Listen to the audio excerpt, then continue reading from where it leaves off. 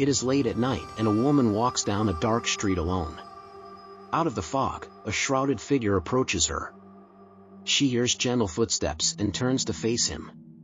The attacker's hands close around her neck, choking her until she is unconscious. He then crouches over her, pulling out a 12-inch blade as he does so. Minutes later she is discovered dead by the police. This is the work of Jack the Ripper. The murders of Jack the Ripper are known throughout the world as being one of the most famous unsolved serial killings in history. At least 5 women met their end at the hands of this unknown man, and some believe the number may be as high as 11. Welcome to InfoScreen YouTube channel. Please subscribe if you are new.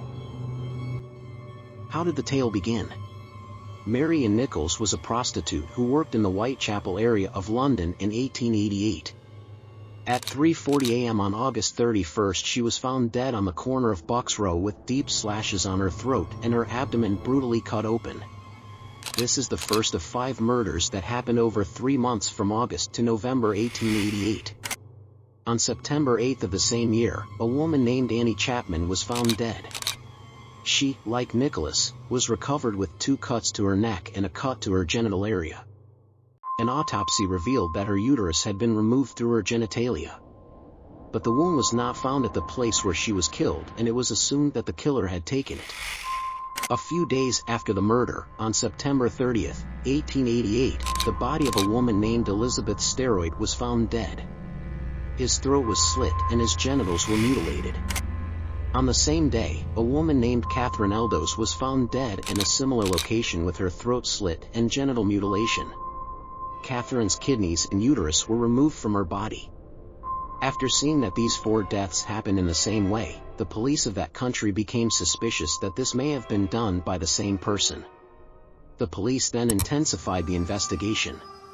At the time of the last 2 deaths, some people in the area claimed to have seen 2 suspicious persons, one dressed decently and accompanied by a woman. In this case, on November 10, 1888, a woman named Kelly was brutally murdered. When the woman was found dead, Kelly's heart had been ripped out of her body. The police have nothing except that these 5 murders were committed by the same person within a span of almost 3 months. The murders were of Mary Ann Nichols, Annie Chapman, Elizabeth Stride, Catherine Eddowes, and Mary Jane Kelly. All of the victims were prostitutes in the Whitechapel area, and almost all displayed the same method of killing. One of the strangest things about the killings was that each body was missing vital organs when the police found the victim. These 5 murders are commonly known as the canonical 5. Since the murders in 1888, no one has been successful in identifying the culprit, although many people have been named as suspects. The problem the police faced was that there was very little in the way of crime scene investigation back then. Unless the attacker left a personal item at the scene which could be tracked back to them, or if someone was able to give a detailed description of them, the police had very little chance of finding the right person. The Ripper seemed to know this too. He planned his attacks to take place at night and far away from any prying eyes. This is probably one of the reasons why he chose to attack prostitutes. Back in the late Victorian era, prostitution was illegal and people selling themselves had to conduct themselves discreetly. Any customer would be led to a quiet area of the town where the woman knew they would not be interrupted by the police. But these quiet places were also a perfect setting for the murders. Why was he called Jack the Ripper? This name came about through the newspapers. This was the first major murder story that had international appeal, so journalists would try everything to boost public awareness. One unscrupulous journalist wrote into a newspaper pretending to be the killer and signed the letter as Jack the Ripper. The name caught on because of the accuracy of the name with the gory details of the murders. Although the letter was later uncovered as a fake, the world seized the sensational name the press had given the killer. Investigation about the mystery. The mystery of the Ripper case has never been put to bed. Even to this day people are still fascinated by it.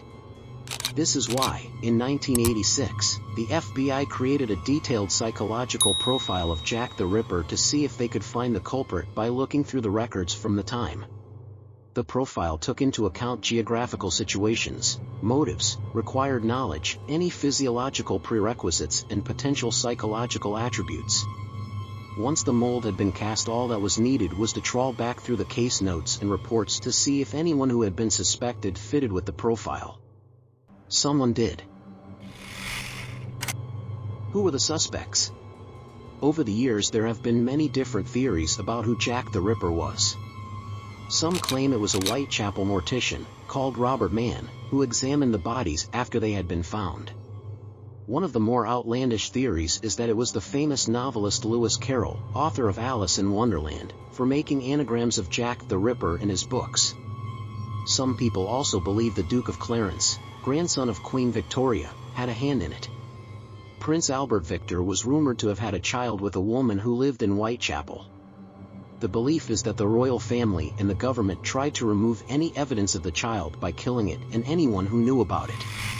The most probable suspect of the Ripper case was a young American who came over to England in 1888.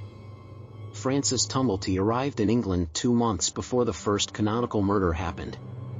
And when compared to the profile, we see that he matches it almost perfectly.